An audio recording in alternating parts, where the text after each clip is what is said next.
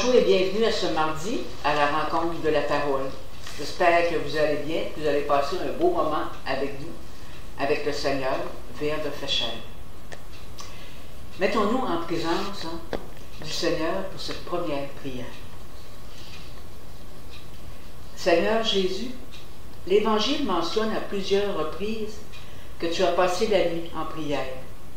Et j'ai du mal à méditer pendant 10, 15 ou 20 minutes. Ta prière est le fruit de ton amour, de ta dépendance à Dieu.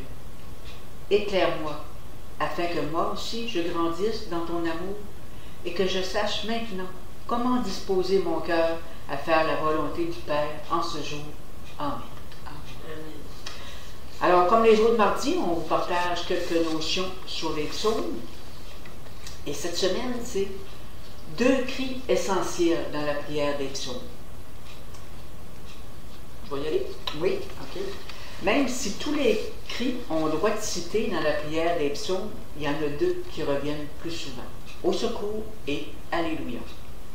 Ces cris traversent le va-et-vient de tout être humain, entre la détresse et l'action de grâce. Ils expriment sa conscience de ne pas être seul. Qu'il soit dans la misère ou dans la joie, quelqu'un l'écoute, l'entend et répond. Ce cri peut aussi être proféré par d'autres, avec d'autres. Il devient alors la supplication ou la louange de tout un peuple. Si la prière des psaumes a traversé les siècles pour convenir encore au cœur des hommes et des femmes d'aujourd'hui, c'est qu'elle est restée solidement accrochée à la condition humaine. Plus notre prière personnelle osera s'en approcher, plus elle traduira les cris de notre cœur, de notre chair, de notre sang, plus elle s'ouvrira dans une rencontre avec Dieu. 3 petites questions. Ma prière fait-elle taire mes cris ou devient-elle un lieu pour les exprimer? Est-ce que je crie pour moi-même, pour les autres? Est-ce que je fais mien les cris des autres ou je les rejette? Alors, c'est 3 petites questions qu'on peut méditer cette semaine. Alors, écoutons le psaume d'aujourd'hui, qui est le psaume 18-19. Si tu veux bien, Marjolaine, nous le proclamer. Oui. Et leur réponse sera « Par toute la terre s'en va leur message.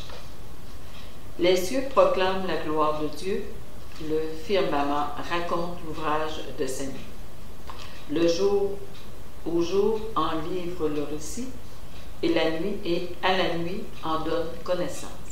Par toute la terre s'en va leur message. » Pas de parole dans ce récit, pas de voix qui s'entendent, mais sur toute la terre en paraît le message et la nouvelle aux limites du monde. Par toute la terre s'en va leur message. Peux-tu nous parler un petit peu de ce psaume-là? Oui. Le psaume décrit la double révélation de Dieu à travers la création et sa parole. La double révélation. La première partie, dont nous avons certains versets aujourd'hui, montre comment la nature, en particulier le soleil et les étoiles. Ce qu'on voit là, avec nos images. Oui, oui. Puis il y a l'être humain aussi, de l'autre côté. Là, on en fait partie de cette création. Oui. Bon, la première partie, dont nous avons certains versets aujourd'hui, nous montre comment la nature, en particulier le soleil et les étoiles, témoignent de la gloire, de la puissance et de la majesté de Dieu de façon universelle. On ne pense pas à ça quand on mange une bonne pomme. Non, qu'on ça nous est donné par la nature, mais qui nous est donné avant tout par Dieu. Même nos relations. Même oui. Quand on vit des belles relations, des relations qu'on sent qui nous touchent à l'intérieur, Dieu en fait partie. Oui. Tout est grâce. Oui. Ce psaume est reconnu comme l'un des psaumes populaires de la révélation et la communication de Dieu. Que ce soit par la création ou sa parole, le psaume montre que Dieu est amour et il démontre de façon pratique que Dieu veut se révéler à nous tous. Son très grand désir, c'est de se révéler à nous tous. Ouais, pas juste les chrétiens. Non. Hein? Tout être humain. Oui, tout être humain et de toutes sortes de manières. C'est pour ça qu'il faut être attentif. Hein? Vigilant, comme on disait la semaine passée. Oui.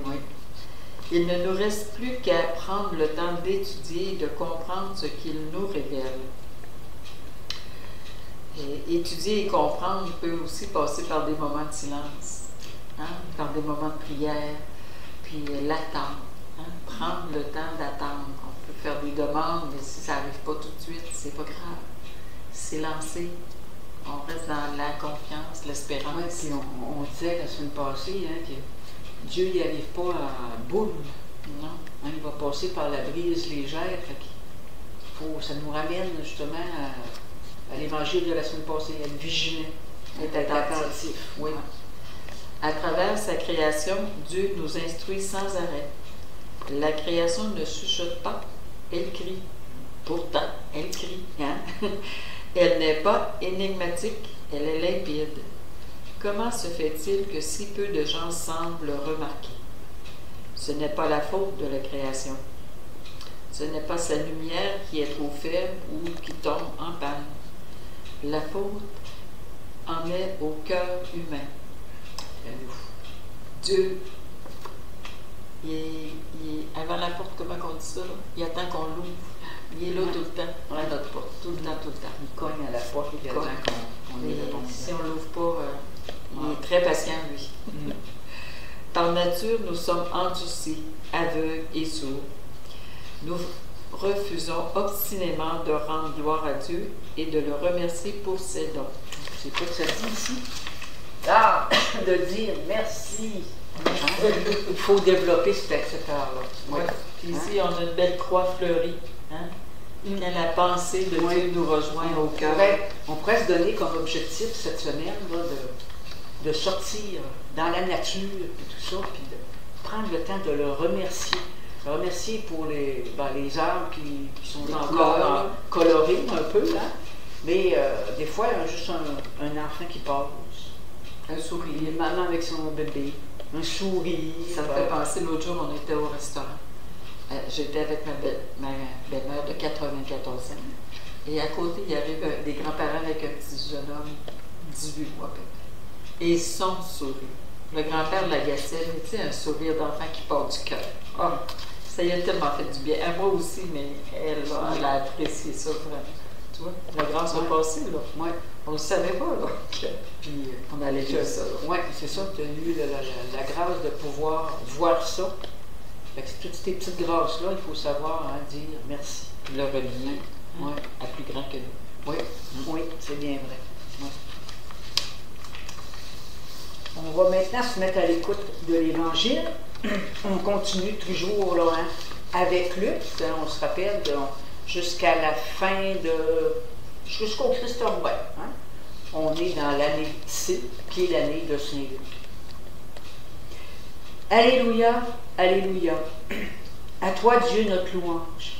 Toi que les apôtres glorifient, nous t'acclamons. Tu es Seigneur. Alléluia, alléluia. Évangile de Jésus-Christ selon Saint Luc. Gloire à toi, Seigneur. En ces jours-là, Jésus s'en alla dans la montagne pour prier, et il passa toute la nuit à prier Dieu. Le jour venu, il appela ses disciples et en choisit 12, auxquels il donna le nom d'apôtres.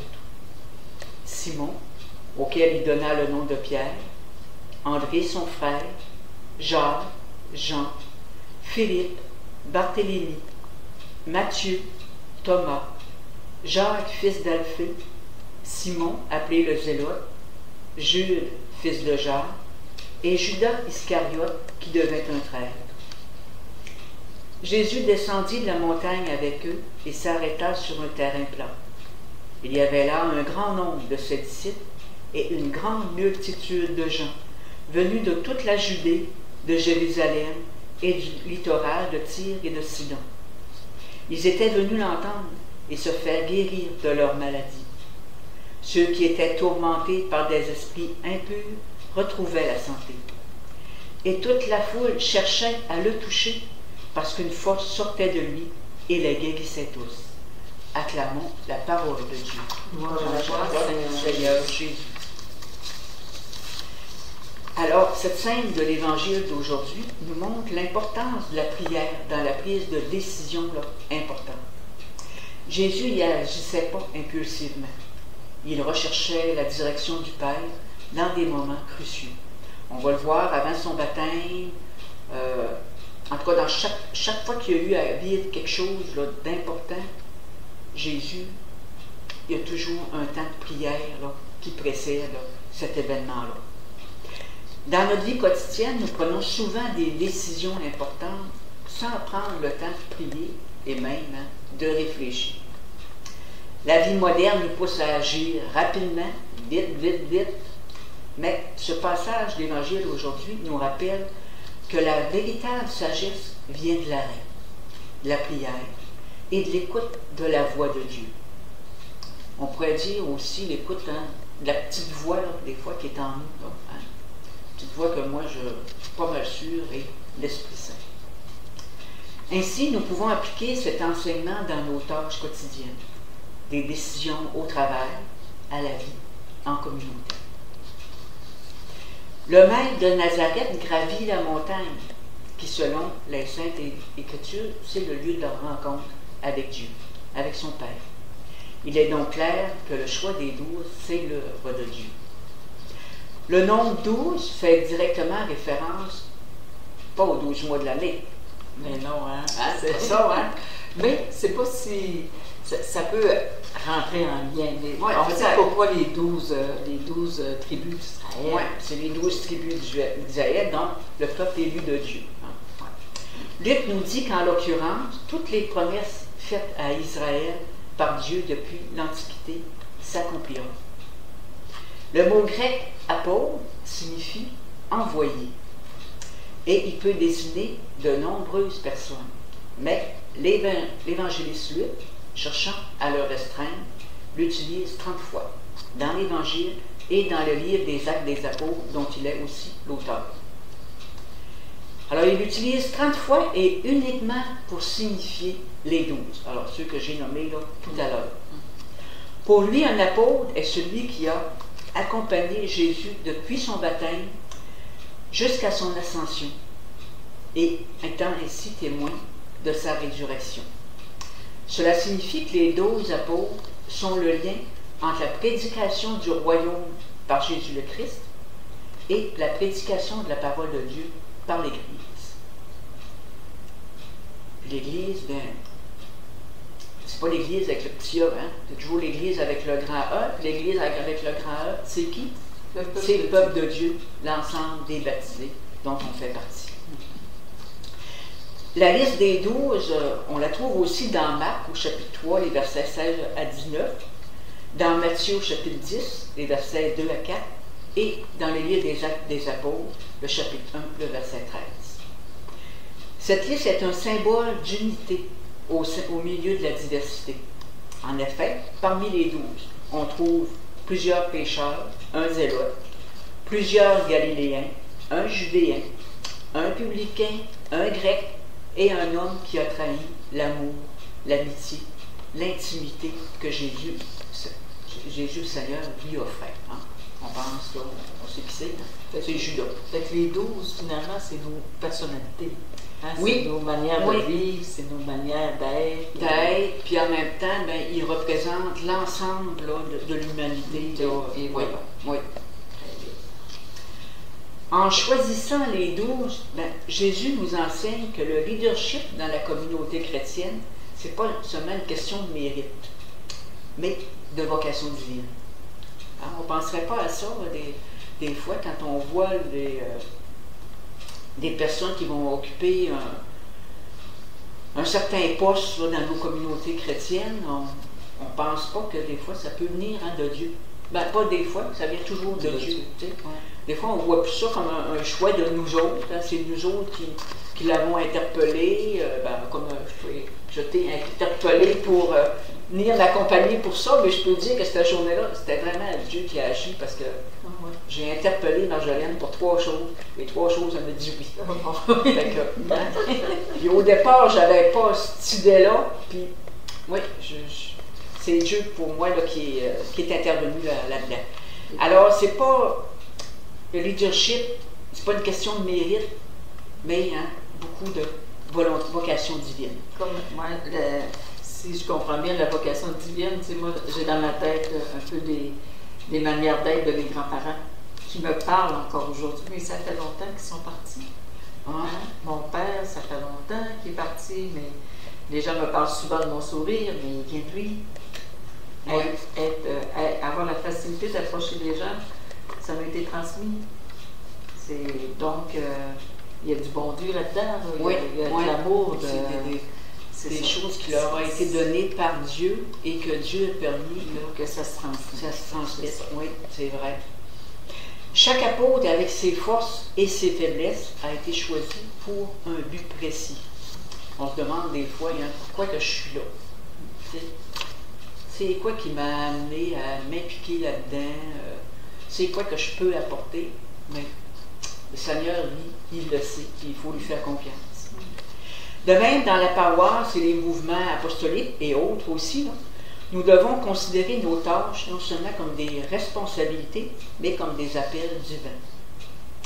La diversité des apôtres reflète la diversité des dons au sein de l'Église. Accepter la mission qui nous est confiée, c'est reconnaître que malgré notre imperfection, Dieu peut accomplir des merveilles à travers nous. Ça semble difficile à croire, là, je lis cette petite phrase-là, puis tu dis, bon, Dieu peut accomplir des merveilles à travers moi. C'est ça. Mais des fois, il y en accomplit, puis c'est nous autres qui ne les voient pas. Oui, c'est ça, parce que dans l'accompagnement que je fais avec les parents après baptême, des gens m'ont partagé, je suis bonne en informatique, l'autre m'a dit, je suis bonne en telle affaire, puis moi, je leur ai promis une synthèse, mais là, j'ai besoin d'aide, moi, là, pour faire cette synthèse-là. Mais j'ai appelé ma madame qui a dit, je suis bonne en informatique. Elle dit, ben oui, il a prouvé, ça t'a aidé. Voilà. Voilà la relation, voilà. Mais il fallait que ça demande du dépassement. J'ai pas tout. Ben non, j'ai loin d'avoir tout. Puis le Seigneur est là-dedans. Le Seigneur, il pousse, puis il nous aide à aller vers les autres. Puis quand il arrive une réussite, là, ça ne vient jamais d'une seule personne, ça vient de l'équipe. Ça vient de la capacité ensemble à partager. De lui en haut. De lui en haut, en premier lieu. Oui. Dans l'Évangile, je vois Jésus descendre de la montagne à la rencontre de la foule en quête de sa parole et de sa guérison. Ce geste de descendre vers la plaine nous montre que notre foi ne doit pas se limiter à des moments d'intimité avec Dieu, mais qui doit s'étendre à la rencontre des autres. Ça me fait penser au texte, voyons. Oh, je m'en souviens plus. J'ai un blanc de mémoire. On vient de dire. Transfiguration, le texte de la transfiguration. Où là, les apôtres qui étaient là avec Jésus, alors Pierre, Jacques et Jean, sont tous éblouis, ils ont vu Jésus dans la lumière, tout ça, ils ont vu Moïse et Jean-Baptiste, ils ont vu Dieu. Mais là, le Seigneur, il les ramène sur terre, il les fait descendre la montagne parce qu'il y a du monde en bas, il faut qu'on s'occupe. C'est pas rester la tête dans les nuages, puis tout ça, puis dans tout ce qui est bien beau, mais il faut passer à l'action. Alors, notre engagement au sein de la paroisse et de la communauté implique aussi d'être disponible pour ceux et celles qui recherchent réconfort, orientation et soutien. Alors, pas seulement pour ceux là, que tout va bien, là, tout ça. Il faut penser à tous ceux qui ont des besoins, les plus démunis. Puis quand on regarde les évangiles, qu'est-ce que Jésus a fait? Il a toujours été tourné vers les démunis.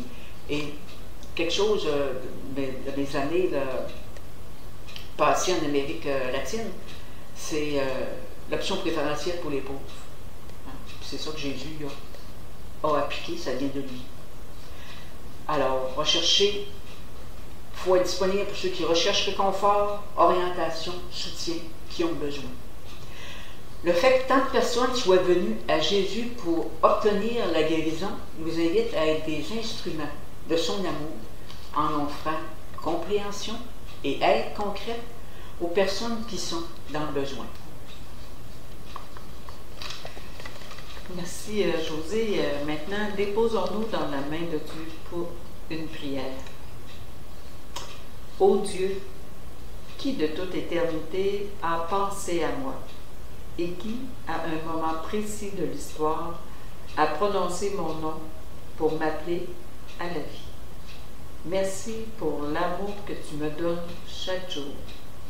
Je te demande ta grâce afin que je puisse toujours accomplir la mission que tu me confies et ainsi coopérer au salut du monde au nom de ton Fils Jésus-Christ, notre Seigneur. Amen. Alors, pas oublier de dire merci, et pas oublier d'être disponible pour les autres dans le besoin. Nos intentions de prière pour cette semaine: prions pour tous les successeurs des apôtres et les personnes qui collaborent aussi à leur ministère, particulièrement les bénévoles, mais prions aussi les bénévoles en général, pas seulement ceux qui sont au niveau de l'Église. On peut penser à Rêve d'enfants, je pense à UNICEF, Moisson Saguenay, Moisson Lac-Saint-Jean, les Fripis aussi. Hein? Ce sont tous des gens qui s'impliquent pour les autres, mais qui font pas nécessairement parce que c'est l'Église qui est en arrière de ça. Hein? Fait qu'on porte là, dans notre prière tous les bénévoles, quels qu'ils soient, qu'ils soient croyants ou non croyants. Dimanche était la journée de prière pour la paix.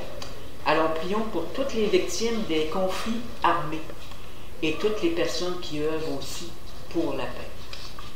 Et les victimes des conflits armés, on pense à tous ceux là, en Palestine puis en Ukraine, mais dans bien d'autres endroits aussi où c'est peut-être pas une guerre là, nécessairement entre deux pays, mais c'est souvent des groupes armés qui sèment la violence, la destruction là, sur leur passage. On voit ça au Soudan puis dans bien des pays. Alors, on pense là, à toutes ces victimes-là. Hein? On les porte dans notre prière.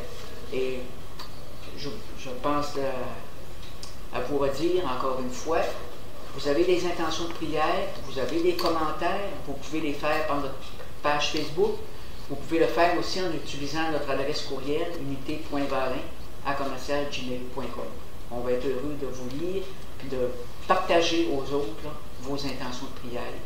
Et vos commentaires nous aident à nous aussi à s'améliorer parce qu'on est des débutants, des néophytes, des néophytes,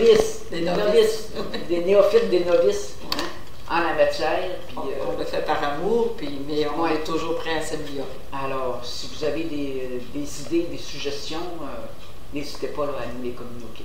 Merci, puis à bientôt. On écoute avec notre chanteur. On termine avec ça.